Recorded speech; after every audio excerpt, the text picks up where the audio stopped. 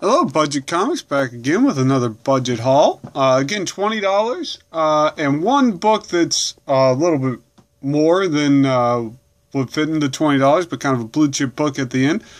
But the first few books I have here are $20, and I'm going to showcase first appearance, a death, cool book, good story, and a cover that you might be interested in. So we're going to start with just a cool book to pick up, and this is JLA World Without Grown-Ups, and I think this was actually a storyline in the Young Justice series. This is where Young Justice kind of gets its start. Came out mid-90s, prestige format, two-issue series. Got it for $4. So if you're a fan of Young Justice, fan of these characters, Superboy, Impulse, Robin, these 90s characters, real cool book to get. Becoming easier to find. It's not that popular, but again, if you're a fan of Young Justice, this is something to pick up. Our first appearance spotlight, this is Dr. Midnight #1. This is the first modern age Dr. Midnight in the JSA series. I don't think he's shown up in the New 52 yet, but I could be wrong. And this is kind of one of those characters like Mr. Terrific that was introduced with the JSA series, like Stargirl, although she had her own series, but she kind of became very popular with the JSA, Justice Society of America series. You know, you can find this probably in the dollar bins. This was a mini-series. Matt Wagner, if you like Mage, Maj, however you pronounce it. You know, good read, good art, just fun story, but a key first appearance that really you can get cheap. And, I'm losing it all. Alright, well, let's start here. And I got some of these and I haven't had a chance to bag them or board them. Why don't we do it this way? We'll do one at a time here. Bag and board them. Our death, this is Secret Origins number 50. This is the death of the original Black Canary, so Dinah Lance's mother. You know, final issue of the series. How many pages? A huge book. I think it's like 90... What is it? 96 pages. So, dollar book, real cool to have. Again, not, you know, a death that's not talked of much, but you know, for $1, great to add to a collection. Next, we have classic XMen 25. This is like $2, $2. This is a early, not talked about appearance of Apocalypse, and this is technically the first chronological appearance of Apocalypse. Now, what does that mean? Well, that means that this, with the backup story, chronicles kind of the first meeting of Apocalypse and the X-Men, although he kind of works behind the scenes here. This is a little different than the Living Pharaoh thing, where that's his first real appearance in real time continuity. This reprints a story of Moses Magnum going against the X-Men, and we find he gets a power boost from Apocalypse. And Apocalypse does appear in here. He's in the back. You know, for $2, if you're an Apocalypse fan, it's a cool book to get. Next, cool cover. This is another X-Men classic, number 77. This is an Adam Hughes cover. A reprinting of, and I forget the issue. Let me see here. It's in the back of this cover. X-Men 173. He kind of flipped it around. Instead of having Wolverine in the forefront, he has Rogue.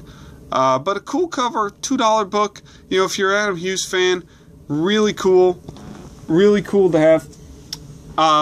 Next, I always like to spotlight one book that just came out, and I know people have shown this, and this is still on the back issue racks. This is WWE Superstars number 11, Secret Raw. You know, it's the NWO Hulk reprinting Secret Wars 8. It's kind of a fun story, too. It's if you're a WWE fan, it's got, you know, some of the more obscure WWE characters in it. It's just a lot of fun. Fun read. I picked it up for the cover, but I actually enjoyed the stories, thinking about getting into this series. So, really cool. Next creator spotlight. This is Solo Avengers number 12, and as you can see there, it has a backup story for Yellow Jacket 2, the female Yellow Jacket. That is drawn by Amanda Connor, who is Harley Quinn fame. Her first pro work, as far as I can tell. So, you know, $1.50. If you're a fan of her work, really easy to pick up and just fun to have. Next, let's get to a few that fell down. Here is a nice single issue to get a hold of. This is the new Teen Titans, number 38. This was $1. This is the Who Is Donna Troy story. Good one issue type read. You know, just kind of fun story, cool story for, you know, for the Wonder Girl character. If you're into the Teen Titans, you know, $1 book, well worth picking up. And last but not least, our kind of blue chip book. This probably goes for $10-15 in good, very good, fine shape. You know, what you would find in a long box shape. This is Amazing Adventures number 13. This is an early Beast with Fur. So you gotta go, you know, hopefully you go to a store or a convention or a place that would price this correctly, because sometimes I have seen this go, it was sell, I shouldn't say go, I sell for like $30, and really, you know, I've seen it more reasonably priced. I got it for $4 years ago, but reasonably priced, I've seen it for, you know, between $10-15. This is the first full modern appearance of Patsy Walker. She appears as Patsy Baxter here, who becomes Hellcat. I know people are kind of lifting that up because she is in the supposed to be in the new Alias series. A little confusion on that. While Hellcat uses the cat's costume, the cat number 1 is not Patsy Walker's first modern appearance. That actually is the lady that becomes Tigra. I believe her name's Pam Grier, but that doesn't sound right. Or I can't remember her real name, but that the lady in cat number 1 becomes Tigra. Hellcat finds her in Avengers 144. Patsy Walker finds her costume and becomes Hellcat. Patsy Walker appeared in the Golden Age, disappeared for a while. She had a brief cameo in Fantastic Four Annual 3, which is the wedding of Reed Richards and Sue Storm, which is a fairly expensive book in any grade. But this book isn't talked about as much, and this is her first full reappearance into Marvel continuity. Now, of course, Marvel continuity is going to end, so who the heck knows what this book will be worth.